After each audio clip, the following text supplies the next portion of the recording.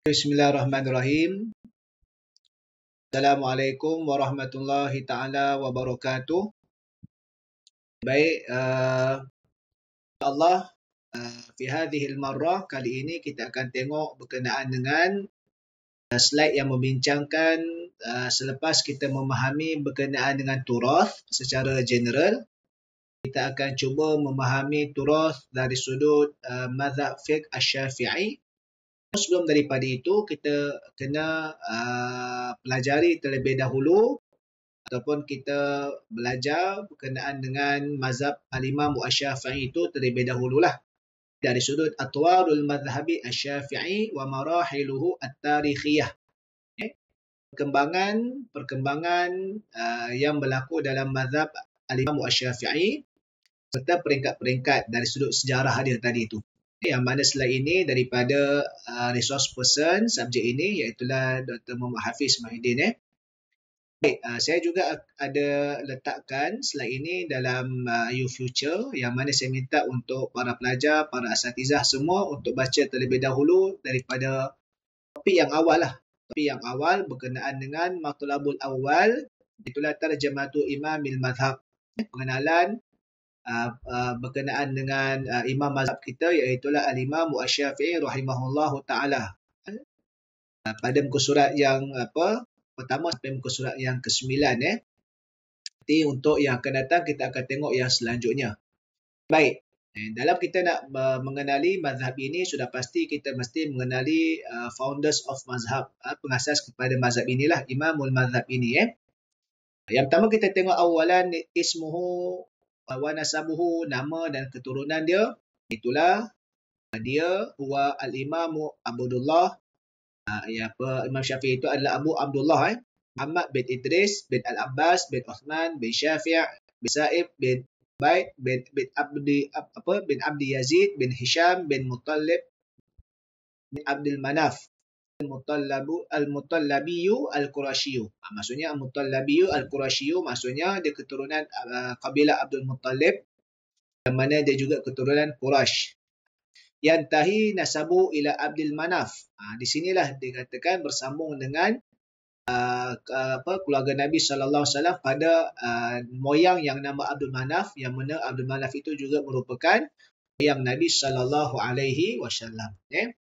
Dinisbahkan kepada Muhammad bin Idris ini Asy-Syafi'i, iaitulah wa Syafi'u ibnu As-Sa'ib wa huwa alladhi yunsabu ilahi Asy-Syafi'iyyu. Itulah dinisbahkan namanya Asy-Syafi'i kepada Syafi' bin Sa'ib. Kalau tengok di sini Muhammad bin Idris bin Abbas bin Uthman bin Syafi', moyang dia jugalah, lebih kepada dinisbahkan kepada moyangnya itu. Nama sebenarnya adalah Muhammad bin Idris bin Al-Abbas. Itu dari sudut kita panggil nama yang standard. Kalau kita ni kan tiga patah, tiga sajalah generasi kita, ayah kita, atuk kita, biasanya macam itulah. Tapi kelebihan orang Arab ini, dia akan dia akan ingatkan riwayat keturunan mereka ini sampailah moyang mereka. Itu kelebihan orang Arab ni lah. Yang kedua, mauliduhu wa nash'atuhu, kelahirannya dan juga tempat dia membesarlah. Wulidal Imam Asy-Syafi'i bi Ghazzah. Imam Asy-Syafi'i dilahirkan di Ghazzah. Di Ghazzah di Palestin itulah. Wakilah dikatakan ada riwayat lain bi Asqalan, di tempat nama Asqalan. Wakilah bil Yaman, ada juga dikatakan di Yaman. Tapi yang masyhur ataupun yang kuatnya adalah Ghazzah. Wakilah ni maksudnya ada riwayat, ada dikatakan. Maksudnya lebih kuat yang ni lah, yang Ghazzah tadi tu. Bila dilahirkan Imam Syafi'i sanah wa khamsuna hijrah, 150 hijrah.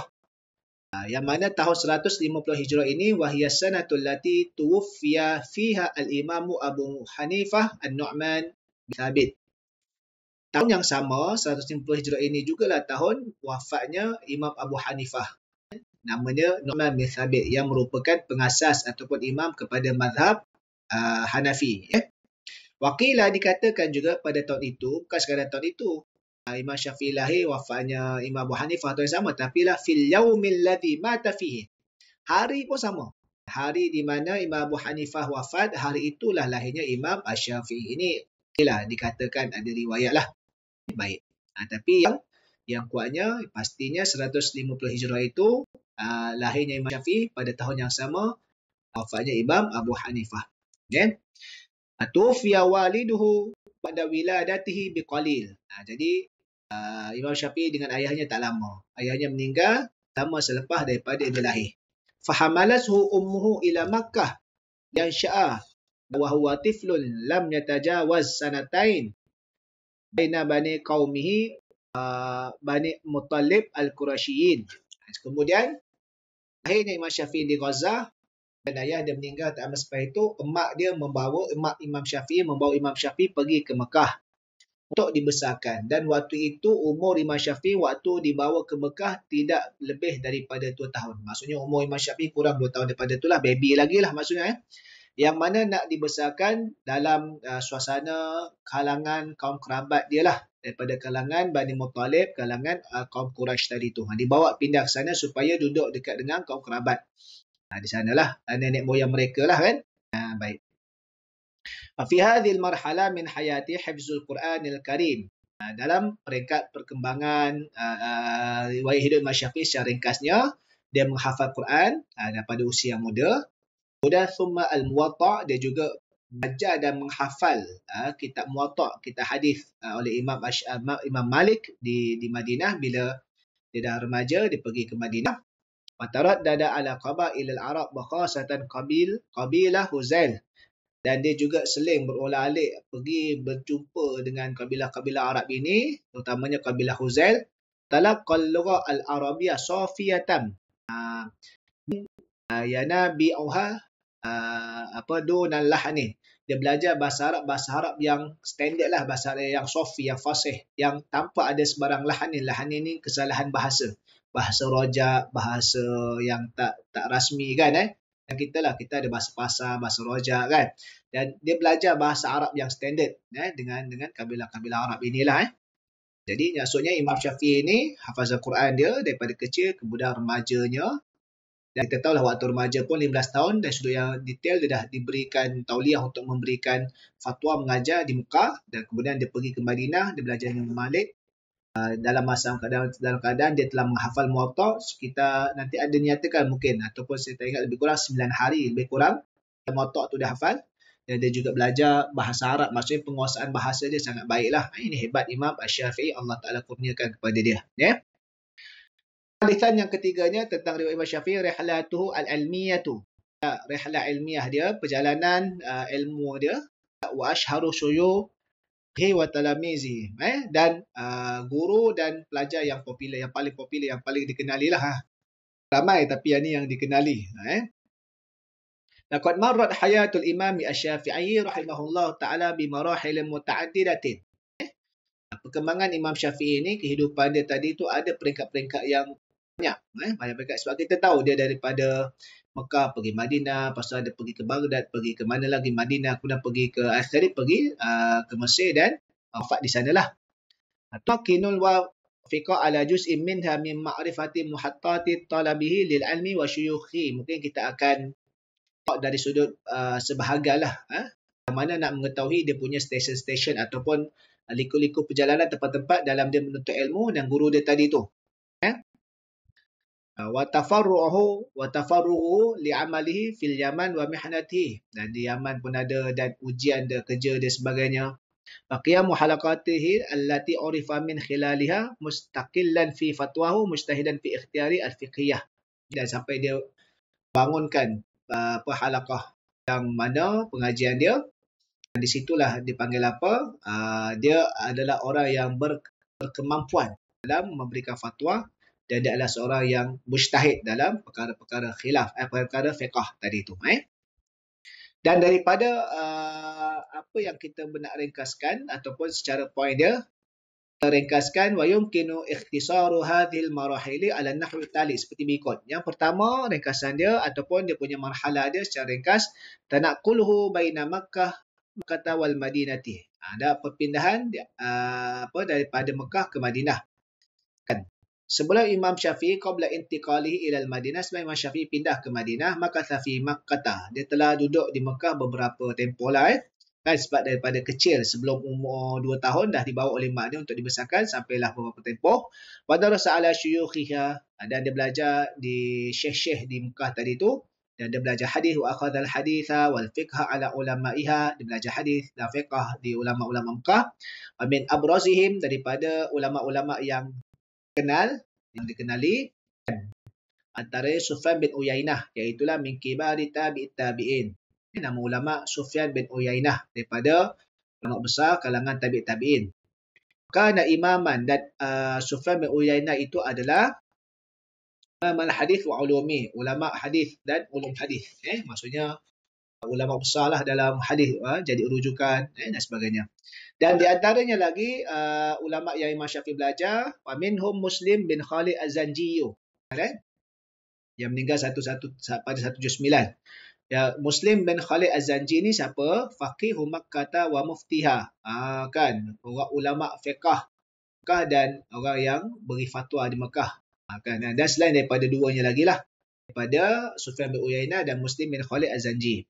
Dan di Madinah, wa fil Muwatta ittafaqa ahlu tarikh ala tuli mulazamatihi lil Imam Malik. Pakar-pakar sejarah bersepakat bahawasanya Imam Syafi'i ini belajar bersama dengan Imam Malik ni lama. Tuli mulazamati, lama wa akhzihi anhu, dan dia belajar daripada Imam Malik tersebut, la siyama fis sanawatil akhirah qabla wafati Imam Malik. Terutamanya pada tahun-tahun akhir sebelum wafatnya Imam Malik. Imam Malik wafat bila? 179. Imam Malik lahir pada 93 Hijrah, kemudian dia wafat pada 179. Maksudnya berapa tahun tu umur dia? 86 tahun lah, lebih kurang Imam Malik. Faqara alaihi al-Muwatta, dia belajar tentang kitab Muwatta, wa lazim madarsahu, ikut pengajian dia, wasamia fatawa wiyahu wa fiqhahu, dan dia juga dengar daripada fatwa-fatwa Imam Malik, fiqh Imam Malik. Maksudnya belajar lama lah dengan Imam Malik ni, selain daripada kitab Muwatta dan fatwa dan fiqh jugalah. Wa khilal iqamatihi fil Madinah an-nabawiyyati akhadha asairi fuqaha'iha wa muhaddithiha.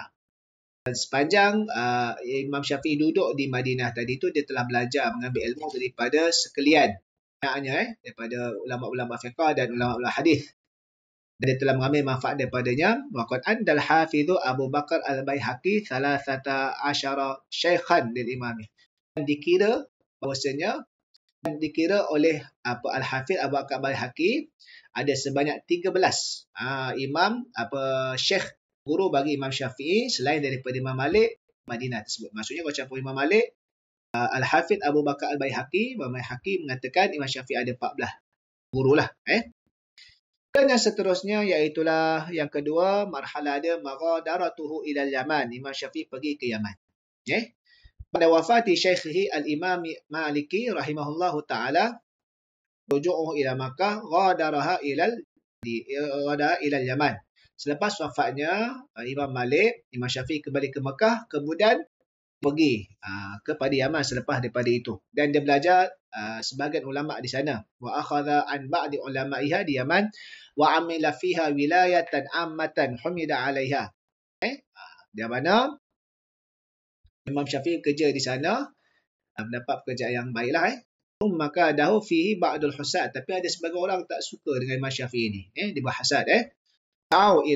Fasa'u fi amri hatta rufi'a ila Iraq. Kemudian Imam Syafi'i pun pergi ke Iraq tadi tu. Muttahaman bista'im al-alawiyina bil khuruj ala khilafati Abbasiyah, sehingga dia ditohmah bersama dengan kumpulan Alawiyin. Alawiyin ni kumpulan puak Syiah lah. Yang dia ditohmah tadi tu dalam melakukan pemberontakan kepada khilafah Abbasiyah zaman itulah. Imam Syafi'i pun khuruju minal Yaman, keluar daripada Yaman. Ujbira, kan, dipaksa keluar Imam Syafi'i daripada Yaman, muttajihan menuju ke Baghdad tahun 184 atau 184, 5 tahun selepas, ataupun dalam tempoh 5 tahun, tahun ke-5 selepas Imam Malik meninggal dunia lah. Hunaka syafa'alahu Imam Muhammad bin Hasan, dan di sana dia telah mengambil syafaat padanya Imam Muhammad bin Hasan. Imam Muhammad bin Hasan ini adalah anak murid Imam Abu Hanifah ketika zaman Harun al-Rashid. Kan, Dia tahu dan dia inilah dia maafkan. Dia nak katanya dia kenal. Dia tak termakan akan tomahan-tomahan yang berada di sana. Dan keempat di di Baghdad itu. Jadi yang ketiga ni keluar. Yang keempat dia dah pergi ke Baghdad dan dia berada di Baghdad. Yang keempat di Baghdad lazima al-Imam Asy-Syafi'i Muhammad bin Al-Hasan. Wa akhadha anhu. Imam Syafi'i tadi itu belajar dengan Muhammad bin Al-Hasan, anak murid. Kalau saya baca anak murid kanan Imam Abu Hanifah. Wa akhadha anhu, dia belajar pada wa ta'athara bi jiddan, dia mengambil belajarlah dan dia mengikuti banyak, dia terkesan dengan banyak ilmuan daripada apa yang diajar daripada Imam Muhammad bin Al-Hasan tadi tu. Andahu ustazau athani ba'da Malik rahimahullahu ta'ala. Dan ini merupakan dari sudut kita panggil kalau yang banyak bagi pengaruh tadi Imam Malik dan juga yang keduanya adalah Imam Muhammad bin Al-Hasan. Dalam marhalah ini, pada peringkat ini di Baghdad, tafaqaha ala adadin kabirin minal ulama wa akhadha al-ilma anhum. Belajar, Imam Syafi'i juga belajar dengan banyak ulama-ulama yang lain selain daripada Imam Muhammad bin Al-Hasan tadi itu. Antaranya wa minhum Waqi' al-Jarrah, macam kita biasa dengar syair yang disebutkan itu, wa Abdul Wahab bin Abdul Majid al-Thaqafi dan Ismail bin Ibrahim al-Basri, al-Ma'ruf bi Ibni Ulayyah, Adab al-Mu'arrikhu min Masyayikhi al-Iraqiyin. Dan pakar-pakar sejarah menghitung mereka itu daripada guru-guru Imam Syafi'i di sebelah Iraq. Di sebelah Iraq. Audatu ila Makkah. Imam Syafi'i kemudian pulang ke Mekah semulalah. Qadara al-Imam Asy-Syafi'i Baghdad. Imam Syafi'i pun keluar daripada Baghdad ba'da wafati syaikhihi Muhammad bin Al-Hasan. Selepas mana Muhammad bin Al-Hasan pun wafat. Jadi macam di Madinah, sebab dia zaman dengan Imam Malik begitu tekun dan Imam Malik meninggal, dia keluar. Kemudian dia pergi Yaman, kemudian pergi Baghdad. Di Baghdad dia jumpa tok guru yang banyak mempengaruhi dia, maksudnya dari sudut memberikan kesan dia mulazamah lama Muhammad bin Al-Hasan. Dan ini kalau kita tengok dia di Baghdad berapa, 185. Kemudian di Imam Muhammad bin Hasan ni Al-Hasan wafat 189, lebih kurang 4 tahun lah. Mutajat ila Makkah haitsu aqama fiha muddatan tawilah. Jadi Imam Syafi'i pun balik ke Mekah ni dalam tempoh yang lama jugalah. Wa aqada fiha majlisahu al-ilmiyah alladhi urifa bihi. Dan dia pun telah membuat ilmu dia, majlis ilmu dia yang dikenali, dan di situlah tersebar padanya mazhab fiqh dia tadi tu. Dan juga dia telah mengajar berkenaan dengan usul. Fi hadhil marhalah akhadha syakhsiyatu Syafi'in tadhharu bi fiqhin jadidin yajma'u baina fiqh ahli al-Madinah wa fiqh ahli Iraq. Di sinilah dikenali sebagai Imam Syafi'i tadi tu, dia punya kepribadian, karakter dia tadi tu seorang yang membawa satu perkataan fiqh yang baru dari sudut Imam Syafi'i itu, yajma'u, menghimpunkan kita panggil metod fiqh ahli al-Madinah, iaitulah Imam Malik punya style, dengan fiqh ahli Iraq, iaitulah Muhammad bin Al-Hasan ataupun daripada Ahlul Ra'yi tadi tu, style Imam Abu Hanifah. Digabungkan. Di sinilah kita panggil, ulama sebut antara kehebatan yang Allah Ta'ala kurniakan pada Imam Syafi'i, dia berjaya menggabungkan dari sudut manhaj Ahlul Ra'yi, iaitulah Ahlul Iraq daripada mazhab Imam Abu Hanifah di sana yang pengaruh, dan juga Ahlul Hadis daripada Imam Malik di Madinah tadi tu. Dan inilah menjadikan Imam Syafi'i juga antara salah seorang yang disebut seorang mujaddid, seorang yang mujaddid, dia pembaharu kepada bagaimana Islam tadi itulah. Bukan Islam tu agama yang dibaharukan, tapi baharu itu dari sudut teknik dan juga mengembalikan manusia kepada kefahaman yang salah. Dan ramai yang belajar dengan dia, Imam Syafi'i itu, wa tafaqaha ala yadayhi fiha, maksudnya ramai yang belajar Imam Syafi'i itu dalam majlis dia tadi itu, adadun kabirun minal ulama, bilangan yang ramai daripada ulama.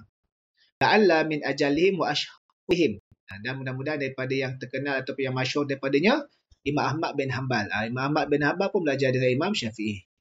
Imam Ishaq bin Rahawayah, Rahawai, itulah belajar dari Imam Syafi'i juga.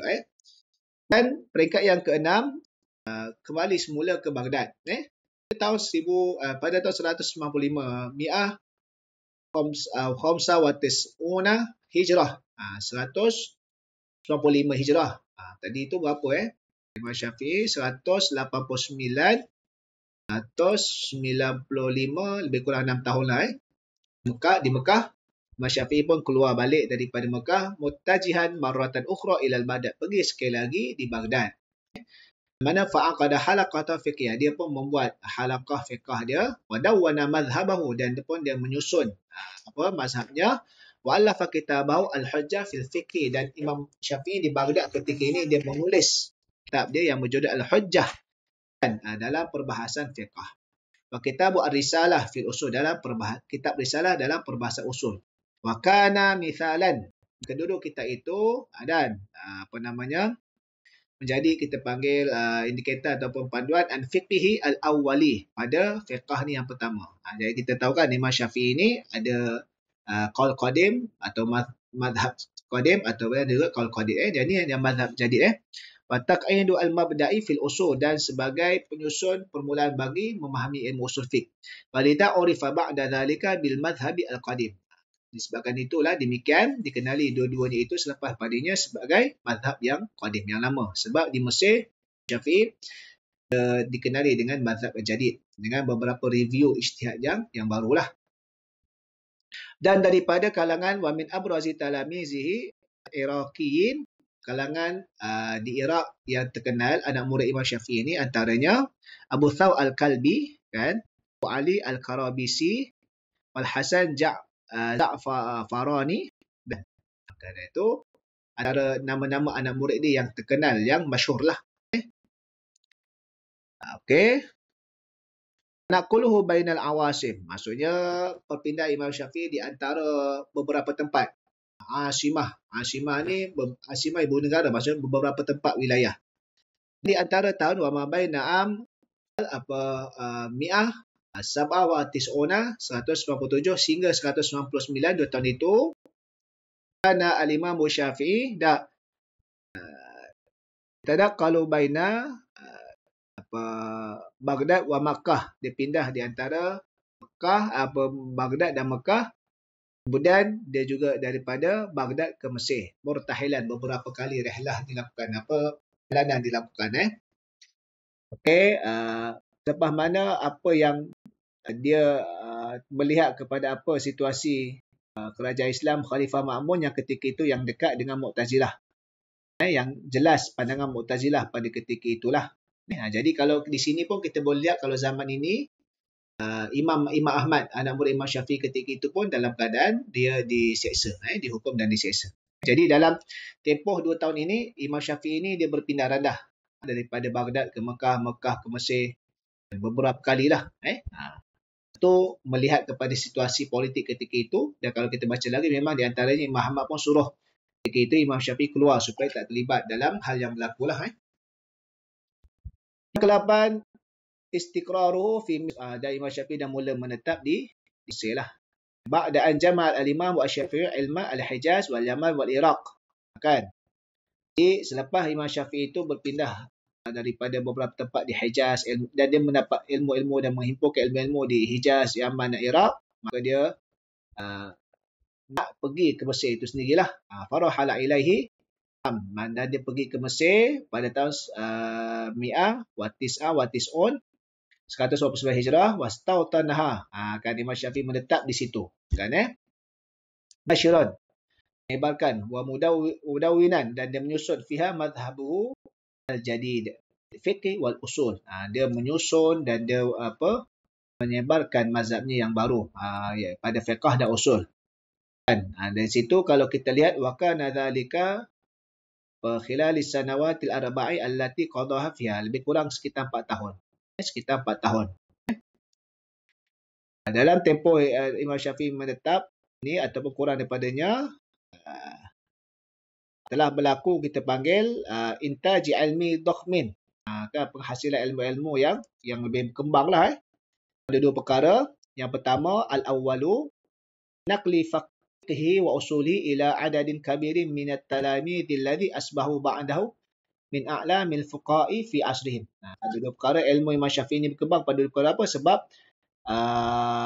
berlaku proses pemindahan ilmu fiqh dan usul Imam Syafi'i kepada beberapa anak murid dia yang hebat-hebat Yang mana anak murid dia selepas itu menjadi ulama-ulama besar lah pada zaman mereka. Ini menyebabkan pengaruh Imam Syafi'i ini terus dikembangkan lagi lah. Yang kedua, al-thani fi tadwini madhabi al-jadid wa usuli fi kitabain. Maksudnya ketika ini juga dalam tempoh 4 tahun ini, penyusunan mazhab yang baru dan usulnya berdasarkan kepada dua kitab dikarang. Jadi rujukannya kitab Al-Um, kitab pasal mazhab Syafi'i, dan Risalah Al-Jadidah, dan kitab Risalah Al-Jadidah pasal usul fiqh dan selain daripada duanya. Tapi yang masyhurnya rujukannya dua ni lah dalam mazhab baru Imam Syafi'i. Okey. Wa min ashhari talamizihi ba'da an istawtana Misra. Anak murid yang popular selepas dia menetap kat Mesir. Maksudnya di fasa Mesir ni, anak murid yang popular Al-Imam Al-Buwaiti. Imam Buwaiti nama dia. Imam Muzani. Imam Ar-Rabi'. Ar-Rabi' lah. Imam Ar-Rabi' bin Sulaiman Al-Muradi. Selain daripada dia. Secara ringkas lah. Ni kalau ikut ni secara ringkas. Kalau kita baca sejarah Imam Syafi'i, banyak panjang. Dan anak murid dia terlalu banyak. Cuma apa yang dinyatakan ini adalah lebih pada ringkasan. Untuk kita mengenali, paling tidak kita tahu basic lah. Kita tahulah anak murid Imam Syafi'i di Iraq ni siapa? Antara Imam Ahmad, kan anak murid di era Mesir, siapa? Maksudnya Iraq tu mazhab lama, yang Mesir tu mazhab yang barulah. Muzani, Imam Rabi'. Yang terakhir sekali untuk kali ini adalah kewafatan Imam Syafi'i. Fi mahattati al-akhirah, di stesen. Kalau mahattah stesen, maksudnya di tempat yang terakhir Imam Syafi'i adalah di Mesir. Marida al-Imam Asy-Syafi'i, dan maka wafatu qad usiba bil basur fi akhir hayati. Imam Syafi'i sakit.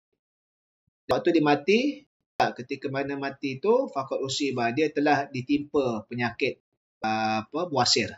Basur ni buasir pada akhir hayat dia. Ishtadda alaihil maradu, dan bersangatan sakit. Hatta fadat ruhuhu, sehinggalah meninggallah, kita panggil fi akhir yaum Rajab, dan dia meninggal pada akhir Rajab. Rajab sanah 204 Hijrah, 204 Hijrah. Arba'in wa khamsina sanah. Umur Imam Syafi'i ini tak panjang, 24 tahun saja.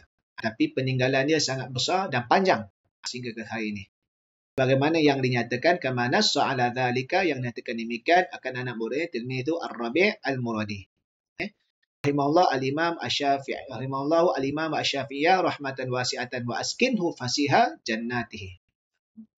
Semoga Allah merahmati Imam Syafi'i rahmat yang luas dan menempatkan Imam Syafi'i pada tempat di syurganya yang terbaik.